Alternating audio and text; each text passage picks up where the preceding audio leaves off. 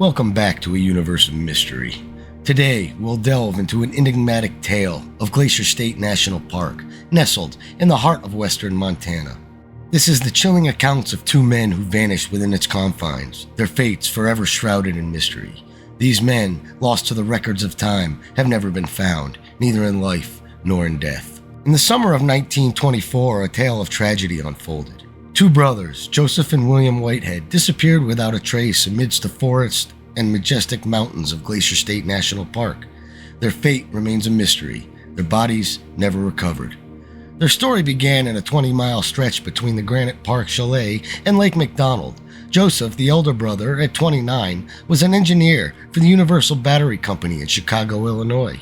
His younger brother, William, aged 22, was a student at MIT in Boston, Massachusetts. Their photos depict them as impeccably groomed and well-dressed gentlemen. Letters penned to their mother revealed their kind, reserved, and respectful nature. They had been exploring the wilderness of Glacier National Park for over a week at the time of their disappearance. Their journey took them to Iceberg Lake, Cracker Lake, and Grinnell Glacier, traveling by car, boat, and horseback from Glacier Park Lodge to Granite Park Chalet. They were on an adventure of a lifetime. Their journey was supposed to continue with a 20-mile hike from the chalet to the Lewis Hotel, now known as Lake McDonald Lodge. On August 24th, they planned to board the Great Northern Railroad, bound for their home of Chicago. These young men were cautious and conservative, not the type to court danger or embark on reckless adventures.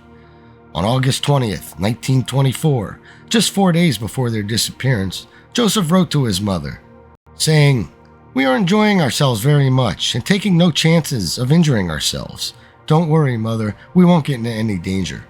4 days later, on a bright Sunday morning, they left the Granite Park Chalet on foot, their smiles as bright as their hiking pants, and headed into the forest towards the Lewis Hotel at Lake McDonald. Their mother waited for them at the Chicago train station on September 1st, but her sons never disembarked the train. Thus began an extensive search for the brothers, with even the president, Calvin Coolidge, urging the park rangers to spare no expense in finding the young men. Despite the efforts of 13 rangers, 2 renowned Native American guides, and 7 tribe mountaineers, the brothers remained lost. The search became national news, and the nation mourned as the Whitehead Brothers seemed to have vanished into thin air. As the snows approached, the search turned into a recovery mission, with the park's chief ranger and superintendent, Charles Crabble, launching another massive effort. The investigation even considered criminal possibilities, with J. Edgar Hoover himself, the new chief of the Young Bureau of Investigation, personally overseeing the efforts. But clues quickly ran dry. The patience of Dora B. Whitehead, the boy's mother, was wearing thin. Even the involvement of J. Edgar Hoover and the FBI yielded no results. Not a single trace of the brothers were ever discovered. Many believed that the brothers met an accidental or tragic end. Yet, some speculated that they fell victim to foul play, possibly at the hands of local bootleggers. However, no evidence ever surfaced to support either of these theories.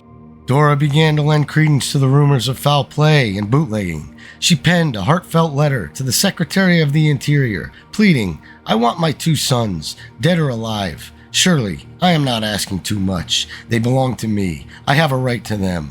My 2 sons were murdered or kidnapped in a national park, and I am pleading with the government of the United States to find them." Despite exhaustive investigations into the disappearance, the mystery remained unsolved. It has been said that the vanishing of the Whitehead brothers is the most baffling and inexplicable enigma on record. However, this case served as a greater purpose. It forever changed the role of park rangers. Their duties expanded beyond preserving wildlife and natural resources to include protection, search, and rescue of park visitors. Decades have passed, and the Glacier wilderness remains silent, revealing no clues about the fate of the Whitehead brothers. This silence extends not only to their case, but also to other strange disappearances. These cases have become even more peculiar due to the complete absence of evidence or clues, leading to their categorization as lost and never found in the wilds of Glacier National Park. Now we'll explore a chilling tale that revolves around an illicit hiking trail in Hawaii and a young man who ventured into it, never to be seen again. Did he unknowingly capture an image of his assailant moments before his demise? Let's unravel this enigma together. Dalen Mokapua, a young man from Big Island, Hawaii, was visiting family of Oahu for a day's hike. Oahu, known for its capital Honolulu and the infamous Pearl Harbor, is home to approximately 995,000 residents. Despite its small size, it has a significantly higher crime rate than other American communities, particularly in the region of Hawaii Place. In this area lies the infamous Stairway to Heaven, also known as the Haiku Stairs. This several-mile hike through steep mountain jungle terrain was constructed in 1942 during World War II for soldiers to build and access a radio antenna at the top of the valley. However, after numerous unexplained deaths and accidents, the trail was officially closed to the public in 1987. Despite this, many adventurers still attempt the hike, risking criminal trespassing charges. Dalen was a typical teenager, brave, boisterous, and confident. On February 27, 2015, he decided to hike the Forbidden Trail. He managed to evade security guards and ventured into the forest. His last known contact was a picture that he snapped at 11 a.m. off the trail. After that, his phone went silent. As the sun set, Dalen's grandmother, who had prepared dinner for him, grew increasingly worried.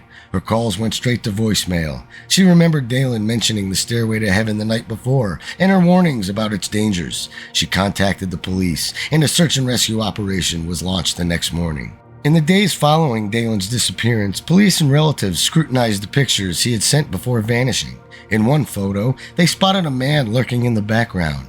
Despite public appeals, the man was never identified. Was he involved in Dalen's disappearance, or was he just a passerby who might hold critical information? 3 days after Dalen's disappearance, several hikers in the area reported hearing screams for help. The chilling cries prompted immediate calls to the police. However, these reports led to no new discoveries, and the search operation was called off the next day. Dalen's case has since turned cold, and he is presumed to have gotten lost and died during his hike. His body and belongings have never been found. It's been nearly 8 years since Dalen's disappearance, and his family and friends have accepted that he is likely dead, whether by accident or foul play. The future of the Stairway to Heaven remains uncertain. The Oahu Board of Water and Supply, who currently owns the steps, plans to demolish the trail unless the council takes over. They no longer want to be held responsible for the danger that it poses. What are your thoughts on Dalen's disappearance? Do you believe the man in the photo had a role in his vanishing, or was it a tragic accident? Please share your thoughts in the comments below. Now, a chilling tale from 2007 where a 55-year-old woman named Barbara Bullock, a fit and cheerful, full-of-life woman, vanished without a trace in Montana. Did she simply disappear into thin air during a hike? Let's unravel the enigma. In July of 2007, Barbara and her husband of 14 years welcomed her husband's cousin, Donna, and Donna's boyfriend, Jim, to their home for a short visit. On the evening of the 17th, Barbara proposed a hiking trip the next morning to her favorite spot, an untouched wilderness area on the Idaho border. Donna and Jim agreed, but the following morning, Donna fell ill and couldn't join. However, Jim was still up for the adventure, so he and Barbara embarked on the hike. At 1:30 that afternoon, Barbara's husband received a call from a police officer. His wife was missing. Confused and worried, he rushed to the park to hear Jim's account of what had transpired. Jim explained that they had reached the Bear Creek overlook, enjoyed a picnic, and admired the scenery. As they began their descent, Barbara was a few steps ahead. Jim paused to take one last look at the view, and when he turned back around, Barbara was gone. There was no sound, no sign of struggle, just an eerie silence. Jim searched for Barbara, expecting to find her behind a tree or a rock, but she was nowhere to be found. The silence was unnerving, and the lack of footsteps or sounds was baffling. He made his way down the trail, calling out for Barbara, but there was no response. When he reached the parking lot, Barbara's car was still there. He asked a road crew if they had seen anyone, but they hadn't. Panicked, Jim ran back up the trail, hoping to find some sign of Barbara, but there was nothing. A massive search operation was launched over the next 48 hours, involving helicopters, search teams, and trained dogs, but no trace of Barbara was found. There were no signs of foul play, an animal attack, or an abduction. Even her scent was undetectable, which is highly unusual. It was as if she had just simply vanished. Jim, the last person to see Barbara, was initially a suspect. However, his consistent story, cooperative attitude, and willingness to take a polygraph test led the police to rule him out. The search was eventually called off, leaving Barbara's family with no closure. To this day, the mystery remains unsolved. No trace of Barbara has ever been found. Her disappearance is a chilling reminder of the inexplicable mysteries that lurk in the wilderness. If you've enjoyed this video, please like, share, and subscribe, and hit that notification bell so you don't miss any of my new content. Now, we'll journey back in time to 1910 to a chilling tale of Orville Tuttle, a 23-year-old locomotive engineer from Whitehead, Montana. Orville was a man of many passions, but hunting was his true love. His friends often described him as a fearless hunter and a sharpshooter, and a man who remained calm under pressure. But one fateful hunting trip would change everything. In October of that year, Orville, along with his younger brother and cousin, ventured to a river valley just outside of Yellowstone National Park for a hunting expedition. They set up camp in a clearing within the forest, brushing off the snow to make space for their tents. After a night around the campfire, they retired early, ready for the hunt the next day. Orville was the first to rise the following morning. He noticed fresh elk tracks near their campsite and decided to follow them, promising his brother and cousin that he would return within an hour. But the hours ticked by. Orville did not return. His companions waited, their concern growing with each passing hour. By nightfall, Orville was still missing. They decided to sleep, hoping Orville would return by the following next morning. When dawn broke and Orville was still nowhere to be found, his brother and cousin left the forest to gather more family members. Together, they traced Orville's tracks through the thick forest and snow, leading them to a shallow river. The tracks continued alongside the river for 3 miles before stopping at a small clearing where a campfire had been set up but not lit. From there, Orville's tracks led directly into the shallow river, but no tracks were found ever leaving the river. Despite an extensive search by the sheriff's department and hundreds of volunteers, no trace of Orville was found. Then, on the third evening of the search, a searcher spotted a recently extinguished campfire in the mountains, a pair of boots nearby, and barefoot tracks leading up a mountain. A figure was seen moving up the mountain, but despite calls and gunshots fired into the air, the figure did not stop or react, disappearing over the mountain's crest. Many believe this figure was Orville, but why didn't he respond to the calls or gunshots remains a mystery. Others speculate it was someone or something else, perhaps connected to Orville's disappearance, but despite these theories, no trace of Orville or the shoeless figure was ever found again. So we are left with the unsolved mystery. What happened to Orville Tuttle in the wilderness of Montana in 1910? Did he meet with an accident, or was there something more sinister at play? The answers remain as elusive as Orville himself. In 2006, nestled in the rugged terrain of Colorado, northwest of Canyon City, a peculiar incident unfolded that left many puzzled. The setting was a campground, perched at an elevation of over 7,000 feet, a landscape punctuated by steep limestone cliffs and narrow ravines. It was here that an 8-year-old boy named Evan Thompson mysteriously vanished.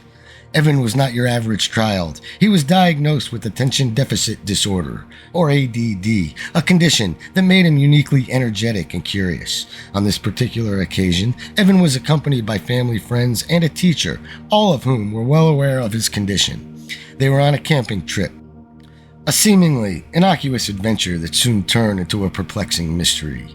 3 days into the search for Evan, hope was dwindling. Despite the efforts of search teams from 5 counties, the military, and the Civil Air Patrol, Evan remained elusive.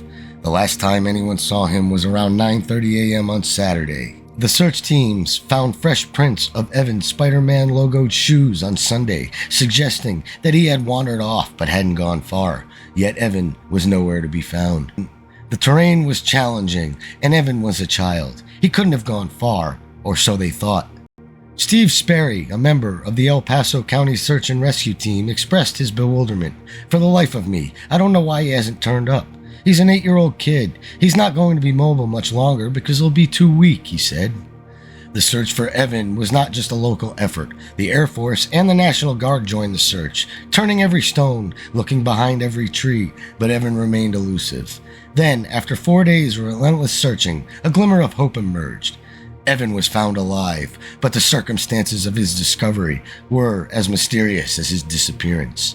Evan was found in an area known as the Hole-in-the-Wall Gulch, almost 5 miles from where he had wandered away from. The area was remote and rugged, filled with pine and juniper trees, and crisscrossed by steep cliffs and narrow ravines. The search team that found Evan was astounded. He was in exceptionally good condition, considering he had been missing for 4 days in such a harsh environment. The area where Evan was found was so remote that it took rescuers nearly 1.5 hours to bring him out to a staging area. The searchers were baffled. How did Evan manage to reach this location? It was 5 miles away from his campsite, and given the terrain, he likely walked approximately double that distance. Evan was found inside a cave, and he couldn't remember much about his ordeal. One report also stated that he was missing a shoe, but couldn't remember losing it. The mystery of Evan's disappearance and subsequent discovery left many questions unanswered. How did an 8-year-old boy manage to survive for 4 days in such a harsh environment? How did he end up 5 miles away from his campsite? And most importantly, what happened during those 4 days that Evan couldn't remember? While there isn't much more in the way of reporting, at least Evan was found, and we can end on a good note.